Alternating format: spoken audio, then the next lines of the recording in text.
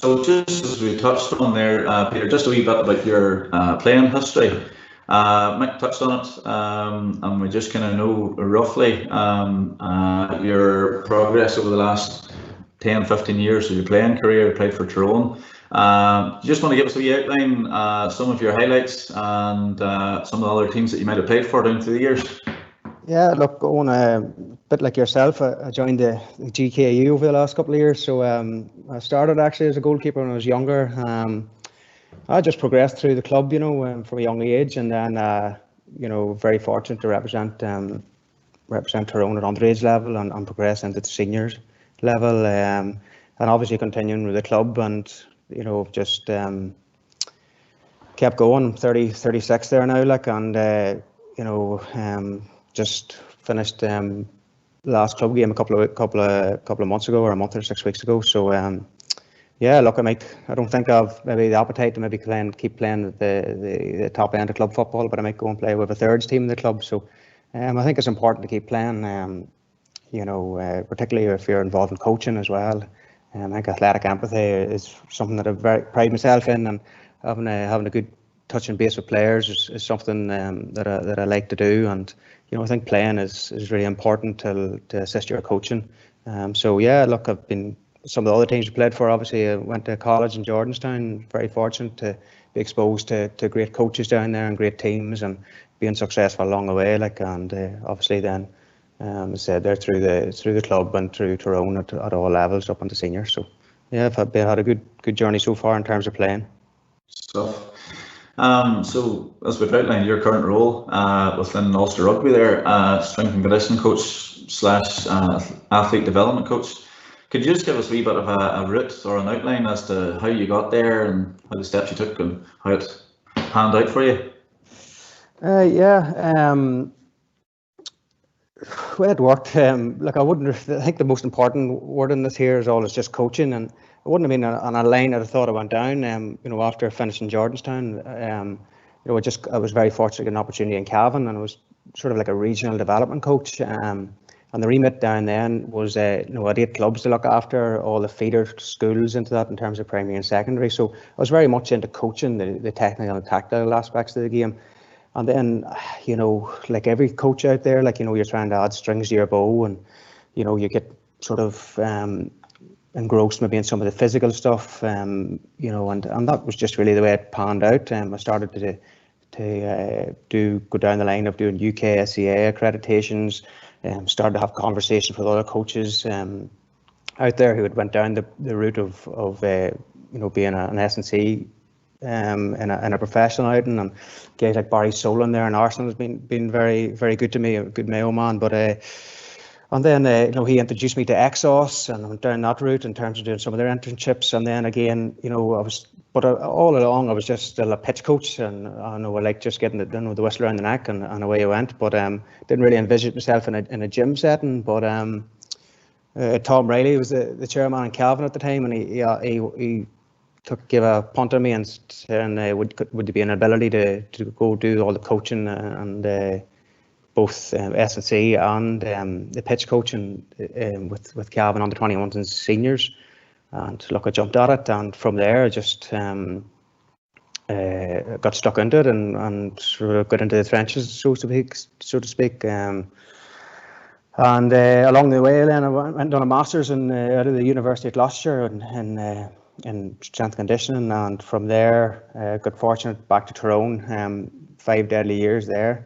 And then there's a position in Ulster Rugby for an athletic performance coach, and I just went through the process and applied for it, and I didn't get it, but there was going to be a role in the academy, and the head of performance down there, Tom Clough, gave me a shout, said, would you be interested in it? And I suppose I just jumped at the opportunity. So been very, very fortunate with the opportunities so far, and it's been going into a professional game, it's been very, very challenging, and even more challenging now the times that are in it, and going into a game that probably I had good enough knowledge and watch it on television and stuff, but I wasn't exposed to it in school or hadn't played much of it, so still loads of learning to do, Brilliant. Just as you're touching on there, your kind of pathway, educational pathway, some of the different courses and degrees you touched on.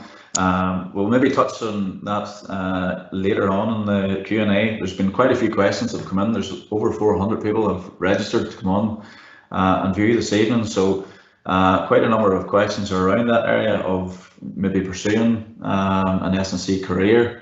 So we'll maybe just ask a few questions at the end in regards to how you would maybe go about that. But just one of the main questions that's coming back through club coaching that are maybe interested in S&C or athletic development or have a good knowledge of it, what would your idea be on an appropriate age of when to start S&C with an underage player? Yeah, look, it's a tricky one really for me. You know, there's lots of great stuff happening out there in terms of guys going into primary schools and delivering good PE curriculum work, and you know, I think that sometimes S&C can be pigeonholed as just being resistance training, barbells and dumbbells and plates and stuff like that. And I think there's loads of stuff that you can incorporate even at a very young age and primary school level in terms of jumping and landing, change of direction, speed, all that sort of stuff can be developed at a really early age. And, you know, I think, you know, if you can encourage all that, you know, encourage that in your coaching planning, you know, really nailing good movement skills prior to all the loading and be consistent with that there, I think that's probably a good solid base to go with. So in terms of putting an age on it, it's tricky. You know, look, you know, we've all, any of you out there have been involved in it. Like I've had 26-year-olds coming into a gym who have never had exposure to any of that stuff, and is that an appropriate age for them to start resistance training? You know, it just comes with time and with coaching. But you know, if you can, you know, as I said, like there's good programs out there. I know, like at Ulster Council, like we're in schools, and I have kids who are getting exposed to it as well, and you know, all that sort of things. You know, I said, like, you know, as I said, like people think that S&C is just pigeonholed with like resistance training. There's a lot of other biomotor qualities that are in the S&C remit in terms of what I said, exposing kids and children and young athletes to speed and to jumping and landing mechanics. That's all critical across all planes, obviously. Like, so I couldn't really say a definite age, but I would be exposing youngsters at in primary school level to all them movement skills. I think that's critical before loading any athlete, you know. So probably even without even knowing it, a lot of these underage coaches are probably doing the fundamentals and kick-starting the S&C program already. Exactly, yeah. And you know, there's good evidence of it out there. You know, you can see it even and coaches are being really innovative. They're whacking it into their warm-ups and any sort of opportunity they can get to do that, they're doing it. And you know, I've been around enough clubs and around enough summer camps, you can see lots of stuff like that there happening. Without them already knowing it, but yeah. Another question here, just what would like a progression look like? For example, if you're loading any specific type of movements that you would go through from like a young age group to maybe a senior age group, or techniques or something like that? Yeah, look, again, you know, having a physical preparation or a framework is quite a good thing to have. Like, you know, and keeping it really, really simple. Like, you know, you've got lunge patterns, you've got hip hinge patterns, knee patterns, push and pull. All that there is really, really simple. And it's just really having a regression and progression to that. You know, I usually say if it looks good, it is good. If it looks poor, it is poor. You know, it's critical. Like, movement is obviously, you know, a big bedrock in performance, and for me, in terms of loading, you know, it would be technique over ego all day. Like, you know, and even seeing it now, like, you know, I'm working with players that are going to the elite level, you know, and you get that all the time. There's lots of coaching to be done on basic movement, and I think sometimes simple doesn't sell, but if you can get them moving pretty well and in all planes, then that's probably the way to go about it prior to loading them up with absolute weight, you know. So just kind of picking your brains again. So say if, example, an underage team, for example, an under 16 team have never been exposed to any sort of S&C environment, where would be a good place to start with them, in your opinion? Yeah, look, I think the key thing here is you have to analyse what is really important to that under 16 team. Is it S&C? Is it physical? Or, is it technical or tactical? What is it? I think that's crucial. What is analyse what is important, and maybe having an awareness. What will really make that athlete better. Again, one of the things I see is that we're mad looking to get kids or youngsters into gym environments and stuff like that there, and we have great facilities in terms of pitches, but the big thing that I would, if I was at an under 16, I would just expose them to speed, to change of direction, to jumping and landing, to pushing and pulling, probably in a bodyweight format. That's all I would do. Where you put that in the week is obviously important. Where you schedule that in the week and is critical. But I think that's something that people I think are missing out on. They're mad looking to get them into a gym environment or a hall environment when you can really get them out onto the grass and focus on them qualities that are going to be really, really good. That are going to probably make the game-changing moments in games. And that would be where I would be looking to start from. In an under 16, look, everybody has different facilities and all the rest, but I don't think we have to go and spend an awful lot of money in terms of we've got the grass and let's go for it out there. That's what I would be doing. So the key thing is analysing what's important for that under 16 group at the start. That's a very important point, because I think that's one of the questions that kept coming through there was, can you implement S&C sessions on the pitch? And I suppose that's something that we've got in our head that it has to happen inside a hall or a gym-based environment. But as you say, you could do those sort of movements on a pitch as well. Yeah, absolutely. We do a lot of it at work. We're down there. There's particularly at the moment when you're only allowed 7 or 8 in a gym environment. You don't have that time. To put 30 boys in a gym now, to put, so we are doing a lot of it out on the pitch. We're doing a lot of resisted speed, we're doing a lot of our conditioning, it's all on the pitch. A lot of our explosive movements, our speed, everything's done on the pitch. Basically we're just probably doing our key lifts probably in a gym environment. The questions come in here, and I suppose it's maybe closer to the senior environment, but do you use periodization inside your S&C, and how does that look like in terms of game performance factors, whenever you're implementing your technical, tactical, team play, match fitness, especially whenever it comes into your competition phase? Yeah, I think sort of the best thing what has worked for me in the past, and look, we're all learning, but I think just maybe reverse engineer from the game, match day -1, match day -2, match -3, etc. And I think the key thing is, if your planning is quite agile, what is our job really in that week of a game? Is really to minimise injury risk to your main players probably and maximise performance. And I think the concept of probably have a long-term you're talking about periodizations can be maybe a wee bit foolish. Where there's so many moving parts and connected elements into team sport, and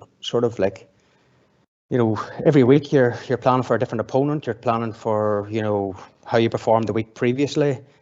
So the key thing is probably just for me is just planning weekly and planning it well, and planning it smartly, because then that will probably reflect what tactical adaptations you're going to be preparing the team for. So I think probably that word, probably periodization, team sports is probably sort of going away. It's probably just really what we do is just planning and programming for the week that's in it. I suppose it wouldn't have helped you with the influx of the COVID and the lockdown, and plans then just go out the window, and then periodization, then you have to really think on your feet. Yeah, absolutely. Yeah, but you're just sort of thinking, where do you put it in the week? Where do you put your speed in? Where do you put your conditioning? Where do you put your main strength lift? That's all you're really thinking, and what one on for that player. And sometimes maybe an individual may need more exposure to a speed dose than others, and just depending on the position and where they play and where they're at in their development as well. So you should be saying you would use more of a micro kind of period, cycle, rather than anything long term. Yeah, that's good to know. Yeah. Okay, question here. Pre-season, right? How early is too early? So I'm gauging that this is probably a club team. How early would be too early to begin your pre-season? And then what sort of conditioning would you implement for a senior GAA team? Would it be fartlek, tempos, long distance running, and what would the ratio of kind of your gym to pitch work be? Yeah, that's a good question. Look, I think there's great appetite for people in general to keep fit and healthy, and I know my own club at home, there's lots of the lads are doing lots of different types of training. Some of them are doing track sessions, or some of them are doing CrossFit, or some of them are just doing general gym work. But from a season point of view, in terms of when your first game is, I think maybe 6 to 8 weeks is probably adequate. And in terms of the condition, what you want to do is, I sort of like the tempo, and probably the reason I like it is maybe it promotes sort of nice frontside mechanics. You don't have to, you can get a good 70% 70 to 80% running, a lot of high speed meters accumulated, and it doesn't take a lot of fatigue out of you. So you're able to perform all the technical elements of your pitch work as well. So and again, the key thing, obviously, it's touched to be before, is just sort of that speed dosage is critical.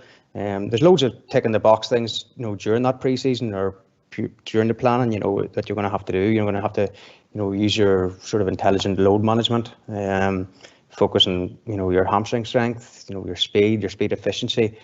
General well-being as well is going to be critical during that time. There's going to be a lot of spikes, and where people are coming from, people are probably playing for a cumulative number of teams. It could be university teams or college teams, or they're coming in as a an 18-year-old. Lots of moving parts in a club environment there. That would be the sort of things I would probably roll out in terms of ratio to gym and pitch. I think the key thing is, what I've noticed is like players, particularly from a GAA point of view, and one of the big things I've seen for professional sport is GAA fellas probably don't rest enough. They don't take too many down days. They're looking to do something every day. And with that in mind, then there's not that much adaptation there. So maybe something say, if you could whack in maybe an in your pit session, that you're ticking off maybe some acceleration, some power work. And then maybe some small-sided games to really fry them up in terms of an eccentric load, get all that into them. And I think it's just maybe being smarter on your planning that can help you with that. But I think the key thing is to make sure that you're getting the rest days. And as you said, there's lots of teams out there that have players in university and have to travel an awful lot. And even things like that mean an awful lot, that maybe you might have to have your pit sessions on a Tuesday or a Friday. So making sure that all the lads are home from college. You don't have to drive an awful lot. They're home for the weekend. What you do that weekend, you do 3 days in a row or 2 days in a row, or you split your days. It's really, really critical. So there's lots to think about it, I suppose you're taking into account there, their training load as well, how hard you push them. Could you just give us an insight? Do you measure training load, and would you say it's worth looking into or spending a lot of time on for your elite level teams? Yeah. Or I think a lot of club teams, a lot of when I see it sort of coming in, a lot of them are using the GPS. A lot of them are probably using session RPE. A lot of probably using apps in terms of their wellness. So in terms of elite level, we're doing all that. They come in, we do a movement health every morning where they come in, they do groin squeeze, sit and reach. Sometimes they do a CMJ for wellness. And then obviously it's just got some of their how they're feeling. But again, as you know yourselves, that sometimes the best in terms of that is a conversation with the players. Again, said that obviously GPS is a big thing probably in the pro sport, and even at the elite level in the county, a lot of teams are using it. But again, it can be muddy. It depends what you're looking for or what you're collecting that information for. I think it's probably best to collect it if you have a specific problem in mind. And again, as you said there, the time that you can get lost in front of the computer, and sometimes time moves deadly fast and games come up too quickly, and you're just sort of going through endless spreadsheets and charts are hopping over into a different differentiator, and it's just difficult sometimes. But look, if you're looking to solve a problem in terms of training load, yes, it's good. but I wouldn't hang my hat completely on it. Like, you know, it's some, you know, it can be good for load management for running volume, but you know, we've all seen being involved in games and measured training load, and when you look at the scoreboard, it doesn't reflect what's happening really, like, you know, and how they feel, or it can, you know, it can be difficult that way, you know. Would you give any advice to coaches just on the most underutilized physical quality needed in today's current GAA? Yeah, I think just exposing players to speed, and sort of, I think coaches should educate yourselves on that, that it is sort of max velocity speed, that it's not repeat speed, or, you know, I think we have to give the players the rest. How you do that is going to have to be innovative. You're going to have to give them, maybe if it's static skills in between, but you're going to have to dose that into your week, and when best to use that in your weekly plan. I think that's really, really critical. It's something that I don't see a lot of coaches doing enough of. It's just you know, putting a speed block in your training, you know, and where to plan that in your session. So obviously, you know, a lot of us go warm up or whatever it is, and then after that you're maybe doing some skill development work, some small sided games, or, you know, game sense stuff like that there. But I think it's critical and educating your players on that and why it's important.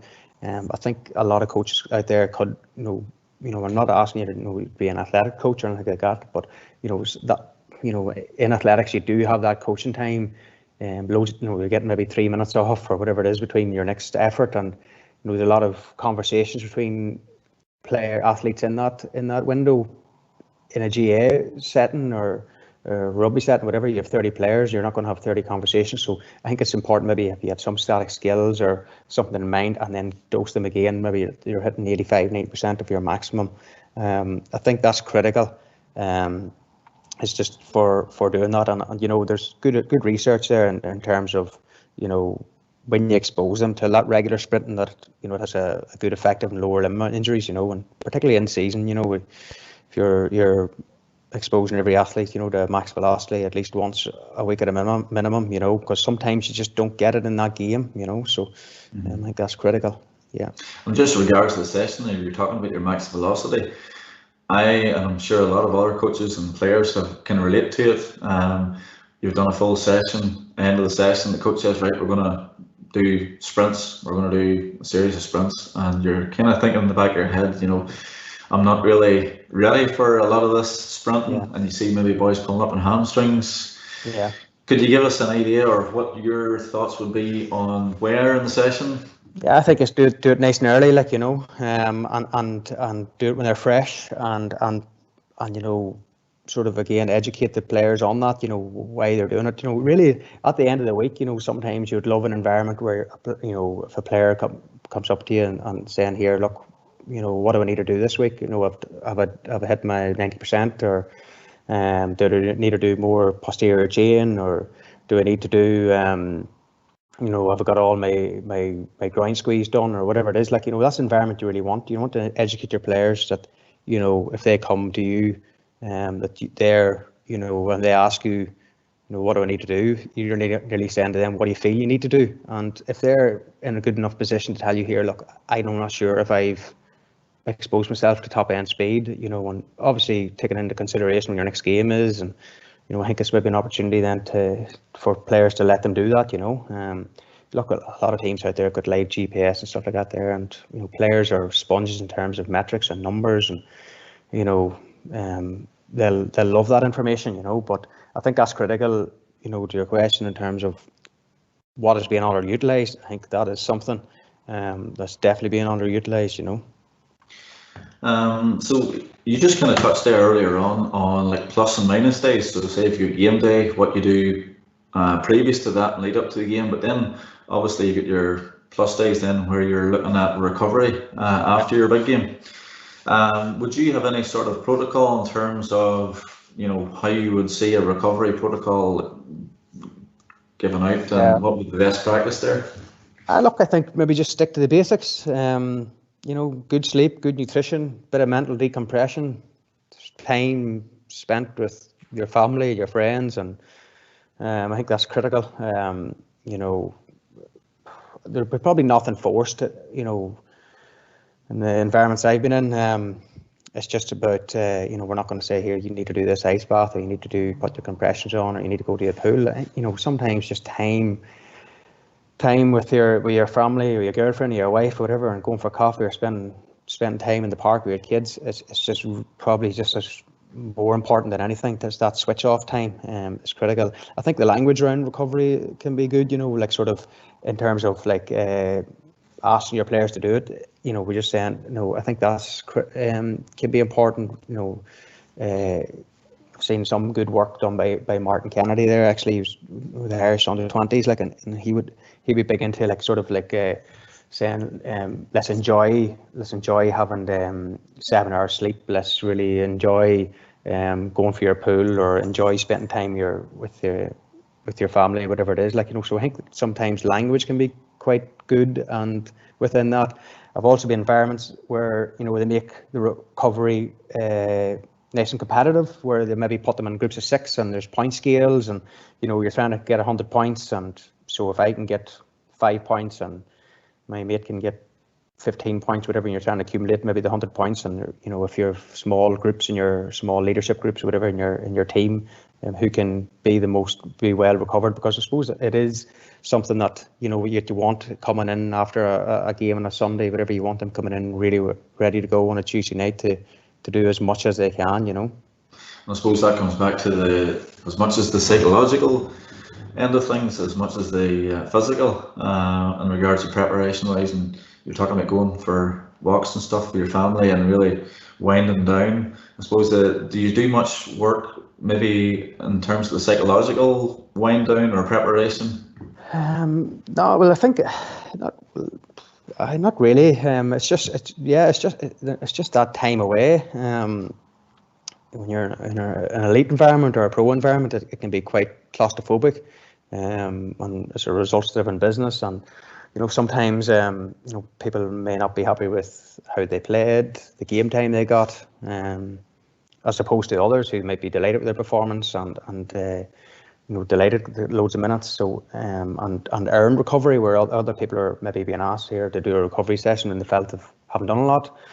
So yeah, psychologically can be really, really difficult for a lot of players out there. So obviously conversations are critical at that time, and again, going back to the very first point, I think it's really critical, or not really critical, but it's important to think that if you've played the game or you've been involved in a good level, if you have that athletic empathy with players, it can be quite good.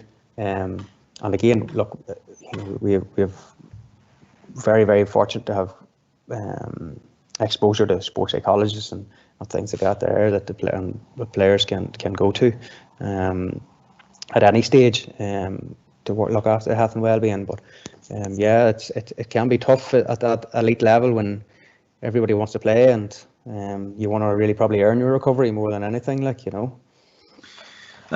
So just kind of moving on, I suppose the year that it is, we've had so much chop and change with the whole COVID lockdowns upon lockdowns, and how have you had to adapt yourself in your own working environment with Ulster Rugby, and also in the GAA world as well? Like, how have you had to change yourself in your whole program?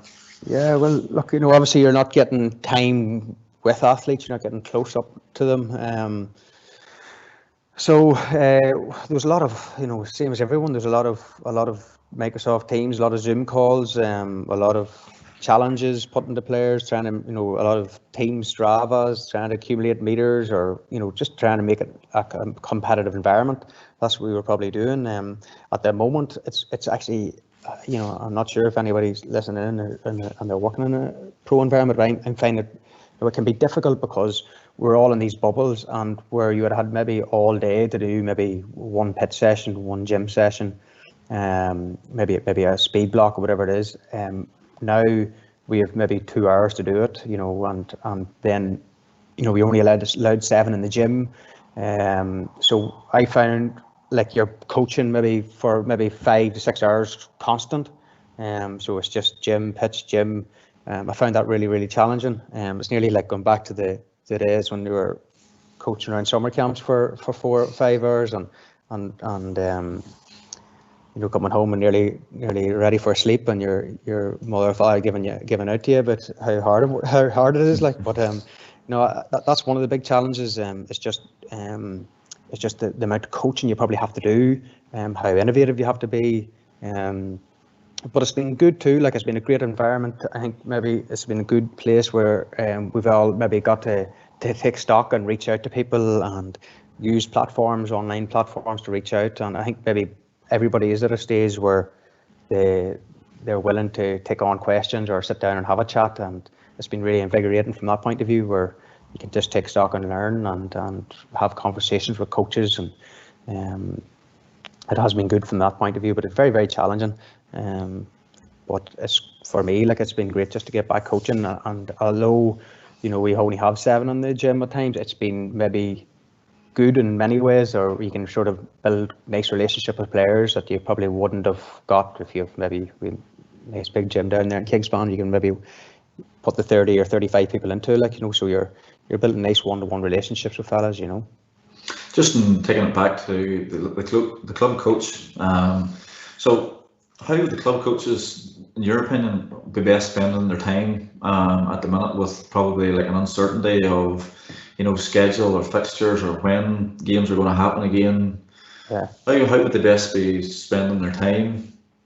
I think there's a lot of, obviously we've been exposed to some super club football and during the autumn, a brilliant Ulster Championship there, and all them games are very easy accessible. And for me, like, I think a lot of younger people and all that, they don't go to a lot of football, and not we can't get to a lot of football now anyway. But I think maybe setting up maybe some analysis stuff in terms of, like, say, there's no reason where a club could say they're on the safe, we'll take their under 16 team and we'll go and analyse Donegal and Cavan from yesterday, and maybe pick out some, maybe have some themes of that, some players they want to analyse, and put little challenges to players. And maybe you can put a YouTube link out to their WhatsApp group and let them watch it and come back with a feedback, have a Zoom, have breakout rooms, and they don't have to analyse the footage of their own performance. Again, there's lots of things that are out there at the moment, and I know that it's something that the academy we're doing down in Ulster is, like, if there's a New Zealand and Argentina game, there's a review of it. There's knowledge going on in opposition players. There's players given different tasks to do. I think that can be quite good from a tactical point of view when you can't get the numbers in the pitch. And from a physical point of view, obviously you can have your home workouts. And again, you can be as innovative as you want with them, be it plyometric work, be isometrics, have little challenges for them to keep, because we all crave that competitiveness. So as I said earlier, there's Strava out there if you want to, who can accumulate the most meters in a couple of days, whatever it is. There's all them types of things that clubs and players are already doing. So I think that's maybe a decent way to spend your time. But for me, like, at the end of the day, like, it's, we're here obviously talking about physical preparation all the time, but for me, it's not the be all and end all. Sometimes the technical and tactical aspect is overlooked, and I think if we delve into the deep, getting players used to video analysis and looking at trends and games, then maybe we make it a nice, whenever they come back, they might be a smarter player, or they can sort of mold their game around somebody that they really like watching, or something like that, You kind of did touch on this earlier on in regards to the on-pitch type of sessions that you could do. But this question just went, is it possible to have on-pitch strength type sessions or combine with strength and pitch sessions if the gyms are closed, just given the circumstances we're in? And kind of what would they involve, like an on-pitch kind of strength session? And would you recommend doing that, for instance, say you've got the dual player, or you've got a player playing McCrory Cup football along with county and club? What would your thoughts be on that? Yeah, look, there's great opportunities when you get to the pitch. I think that there's guy Kelvin Giles, a big exponent of athlete development. He had a little 5x5 program I remember reading about, where you just have 5 minutes where you do 5 exercises, and you do it at different parts of the session, and it could be just like something in a lunge pattern, jumping and landing pattern and different planes, a squat pattern, a press up, things like that you could implement at any stage in your session. Obviously, the warm ups are obviously a good opportunity to look at acceleration, deceleration. You've got your speed to look at max velocity, and you've got your games to look at different repeat speed efforts, depending on how big and small you want to make your pitch. You can adapt your rules, all that sort of things. Like, so there's definitely huge scope to do lots of stuff on the pitch. Again, if rip your equipment out, as much equipment out as you want. You can take your barbells and your resistance bands out onto the pitch and make your speed sessions resisted. Or there's loads of progressions and regressions you can do out there, and it's just really up to you to be as innovative as you want.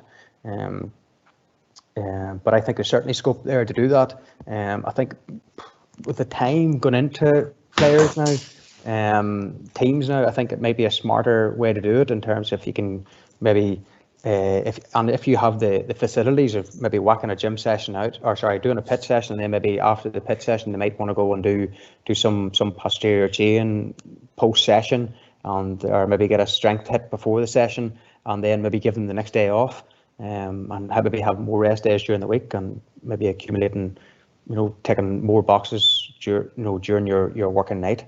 That could be maybe a smarter way to do it. I suppose that all goes back to just what you were touching on earlier on, that probably GAA players don't recover enough. Yeah, absolutely. Yeah, being smart with that. I'd say a lot of teams have worked in before. They've probably went in overtrained, and it's, you can put all the program and thoughts in place, but like, you can only control what when you have them in your hands, but you don't know what they're going to do sometimes in their nights off. But I would probably think that most GAA teams are probably going in overtrained, and I think that's what's been really, really good about the recent championships, be it club and county, is that because they hadn't had much time to prepare, the planning has been really, really meticulous, that they couldn't waste a night. So you're really thinking, right, all right, have 6 day. Some of them teams had 6 day recoveries, when to have their main training night. Some of them might have went to Tuesday, Thursday. Some of them would have went just maybe a one big Wednesday night session. It got coaches thinking, and it was something that was really, really challenging, I'm sure, for everybody in that. But I thought it was any of them teams who went the distance or had to play 6-7 weeks, I think that some of the preparation went into that, and some of the personnel, the fellas who done that there, particularly the likes of Cavan and Donegal yesterday, what Andre Quinn done on Cavan and Paul Fisher done with Donegal there, it's been absolutely incredible, Okay, just kind of moving on to a few questions that come in. A lot of people interested in pursuing this S&C athletic development as a potential career. So somebody's finished the degree in sports science, looking at advice on where to go to next. If they're looking to get into S&C environment, would you go masters? Would you go an internship? Would you go to gym? Would you just try and find your way through the workplace and apply for jobs? What would your... Yeah, I think, I suppose the resounding answer is this here is just go and get coaching experience and get it wherever you can. And I think that's probably the best thing to do. Like, I wouldn't have been super at the books myself, like, but I've sort of come to life maybe when you just get out onto the pitch. And if you're finished a degree, of course, I think there's loads of modalities in terms of, like, the great thing now, if you're looking to do a master's, you can do it online, or you can do it distance learning, and there's lots of platforms to meet up. I definitely think about some of the best advice I could give you is maybe just to be really, really open-minded. Maybe get a GoPro as well, in terms of maybe start, as well as getting coaching experience, start videoing yourself coaching, your language, your positioning, sort of the cues you're giving out is critical. Start to be really, really self-aware and be really, really reflective around that. That's some of the advice I would give you, no matter about looking for a master's or a PhD, whatever. I think just get out there, get no matter what age level, or if it's male or female or whatever it is, get stuck in. And the thing about it is, do it, what for me is like spend time in terms of, if it's an under 16 team or whatever it is, do the year, take it, go with them, don't miss out in anything. and maybe, you know, build relationships through that. That would be one of the big things I would do, is just get stuck into a team, and, you know, get used to working with different coaches, and being an integral part of that backroom, is one of the biggest things I could say to you. And I suppose just whenever you're talking about that, the language that you're using as well is very important. And just come to mind, Nick Winkelman, the head of Irish Rugby, that he's got a book out at the minute on the language of coaching, and it's amazing how much your language influences the physical element as well. So that's probably something that coaches could really adapt into their training without having to do a lot of reading around S&C and loading and whatever language, and how powerful it is. Yeah, and just even like, you know, I said, like, you know, I went to rugby, like, and I've been totally new to it. Even how rugby coaches would say, like, instead of, you know, for me in GAA point of view, it would have been a sidestep. Now they're talking about chopping your feet and change up, and like you know, just even being used to a sporting language. Like, I'm sure there's lots of people would maybe, you know, can be exposed to different team sports, be it netball or basketball or whatever it is. Like, you know, I think it's just being, you know, having a real sort of listening ear in there, sitting as many team meetings as you can. Just don't go and do the warm up and leave. Like, you know, do spend as much time with that team and sit in as many meetings as you can. And you know, that's where the experience is, and that's where the relationships will build. And, you know, would you have any, you know, off the top of your head, any sort of resources or books or videos online that you would you know, encourage coaches to go and look at? For me, like, it's been usually just reaching out in terms of having conversations with people.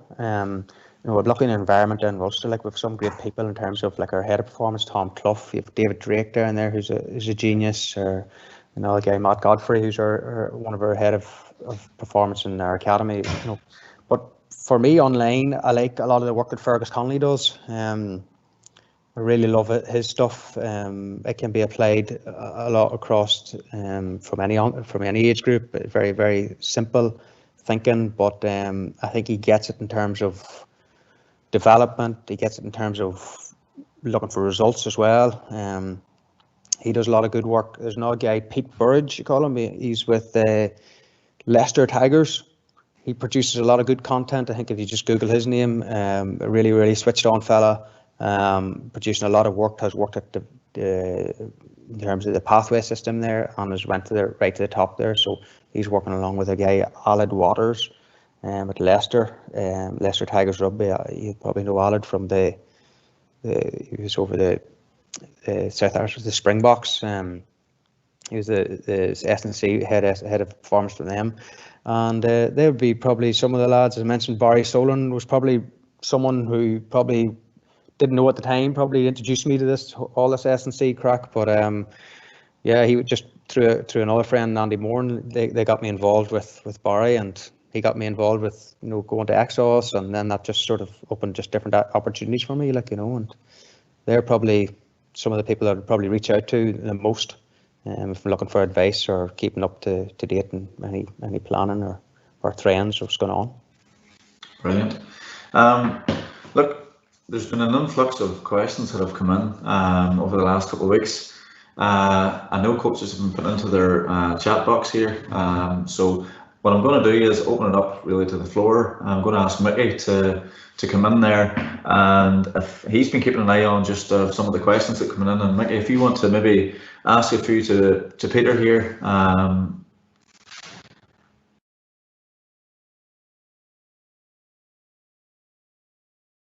Is Mickey still there? Yeah, just coming in now. Oh, sorry. Yes, Peter, there's been a few things coming in just before we start. Just, I suppose people will want to know, is there anything, I suppose there will be different things that you've learned as a coach working in rugby that you could take away and back into your GAA background, and vice versa? Has that helped you, you know, being at high level in the GAA when you moved into rugby? Is there things that you could have used either way? Yeah, look, I think no matter what game you play, and if you're playing at the top level, your coaching for me is just good care for them. Yeah. As long as they care, that they understand, care, you have to care the progress, and you have to care, obviously, they're going to sustain that progress. And they're probably, it doesn't matter what level you work at, like, they're critical. Obviously from a physical point of view, there's lots of change of directions, lots of attacking agility that GAA players have is off the charts, in terms of how they move, how they can cut, how they can swerve, that are very appropriate to rugby, and vice versa, and some of the defensive agility that rugby players would have in terms of scanning, in terms of the pictures and the visual cues that they would put out, in terms of how they would use their body to put you in a weaker position, is really, really good as well. So there's some of the contrasting things. Look, there's loads of differences in terms of training loads and what they can tolerate as opposed to what a GAA player can tolerate. There's differences, like, in what they can tolerate in terms of collisions, but lots of similarities in terms of the type of people they are, how driven they are, how much they want to succeed. They're all the same, they're all the same. I suppose you're probably, for want of a better way of putting it, you're working on a professional level with academy squad players through Ulster Rugby. But in terms of, have you came across any? I know it's a big thing in Gaelic football, players and hurlers are always trying to improve running technique. Have you came across anything that could be adapted across? Yeah, look, as I said, like, we would do a lot of speed work, and there's nothing out there that isn't, I don't feel, hasn't not been done in a GAA context. There's loads of things. If it's, in terms of speed, like, there's things we should maybe look into, is like wickets running, like, where you put a lot of cones out and you're getting fellas to step over, like, and you can look at backside, frontside mechanics, and that's a good opportunity to get your video out. They're a good way to look at running technical skills. It's a good way to do it. And it's getting the key thing there is that they're getting their athletes to focus whenever they're doing it. They're little wins that like, we would do that every week, with them, and depending on the athlete, the stride length is obviously going to differ between the distance between the little cones is going to differ between some of the longer limbs and the shorter limbs, and between props and wingers and stuff like that. But probably from a GAA context, it's nearly all probably the same, in terms of the width there between the wickets. But it's something maybe that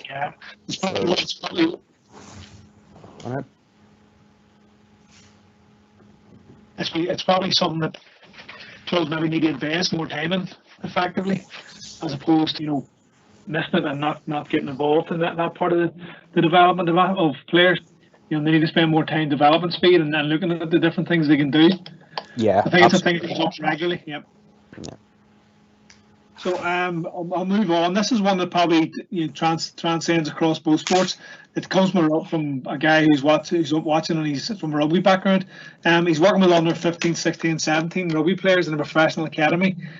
What would your focus be in the gym and on the pitch? I suppose that could be transferred across with academy squad players in the GAA as well. Well, our focus really is probably about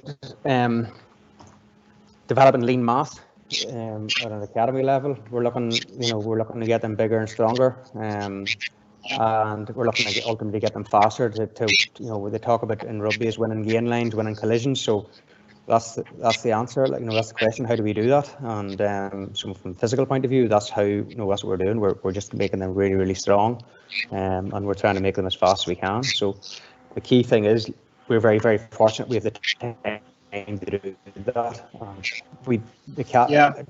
Compared to a GAA point of view, like, we don't have that many. In terms of rugby, they don't have a lot of the games is structured. They'll have one game a week. Like, they're not like if you're very rarely are they playing, and all they would have is maybe if you're 18, all you do is you're playing for Methody or you're playing for Campbell College. That's it. You're not playing for St Coleman's, Down Miners, maybe whatever, Mayo Bridge or whatever, wherever it is. You're not playing for 3 accumulative teams. We just have players who probably play for one team, and we have loads and loads of time to develop them qualities, and we get the right time to get our rest and all in. Yeah, the more technical one here. And you talked about it earlier about landing mechanics. Do you believe the lack of focus on landing mechanics with underage GAA players, with skills being overly prioritised, contributes to the growing number of, non-contact ACL injuries, as players not physically developed enough with the demands of the modern game? What do you Yeah. think about that? Look, there's, as I said, definitely jumping and landing, that decelerating, and the ability to absorb the floor is critical, particularly even in female athletes, that's critical. But for sure, a lot of people focus on speed off the mark, and sometimes that ability to stop and change and go the other way is probably undertrained, and it's definitely something that you be mindful when you're coaching, But again, if you're sort of doing lots of small-sided games and they're going to get the opportunity to do lots of twisting and turning and change of direction, then maybe there's no point in maybe implementing a lot of decel into your warm-ups. If you're doing it, it's maybe just from a tactical proficiency point of view. But if you're going to do loads of it, if you know that there's lots coming in your session, then you can maybe minimize the amount in your warm-up or your prep, just to have a technical focus as opposed to being loading too much of it. And I suppose I've got a few wee quick ones for you here. You can answer them in one answer if you want. Best form of team conditioning when performing running sessions, mass or tempos? I like tempos. Yep. Okay. I'm gonna fly on and give you quick ones. Do you agree with anaerobic or aerobic work? Either way. Both. Both. No, it makes sense. This is an interesting one. How might you link overload with underload during the season? Yeah, that's a good question. It's just, I suppose, it's all about timing, really. Good planning. Good planning. I've always said, I've always think that good planning is that antidote of chaos. It's the better the plan, the better the work, the better the performance, the better the health status. So I think there's just a time and a place for it, and that might be quite generic, but it's just, and again, it just comes with the development of the team. If you feel you're in Division 1 and you're going to get your 8 points, whatever, to stay in it, and you feel you can sort of take a risk and train hard during it, then well and good. But for many teams, it's survive and advance, and they're just taking it week by week, and sometimes maybe underloading a lot of the time, Yeah, I suppose that ties into the last few wee things here. Just you talked earlier about periodization and about how planning is so important, and I suppose with the uncertainty of the GAA structure year on year at the minute, I suppose planning is a really, really key part of developing players and developing teams. Yeah, and I think it doesn't matter what organisation we're working in now. I think if we're being well educated in terms of if coaches are investing a good time in educating themselves, then planning is going to be critical to that. And again, as I said, plan your work and work your plan. I'm prepared to do that. I think that's critical. And be really agile and flexible within that. That's critical. Brilliant. That's me, Eoin. Yeah, that's pretty much all the questions we have through. There's maybe one or two there that have come through, but hopefully we've covered them by answering some of the other ones. We'll say there's over 400 people, I think, online, and there's just a massive amount of questions. So apologies just to anybody that didn't get their question answered. But look, I would like to thank again Peter for coming on.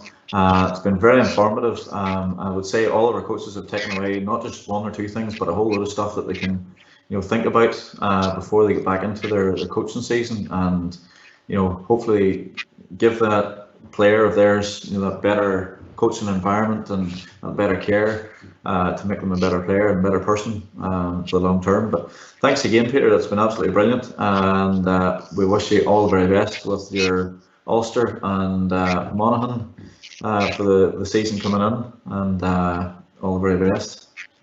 Good man, Eoin. Thanks a million. Thanks, folks. Okay, thanks, Peter. See you later. See you.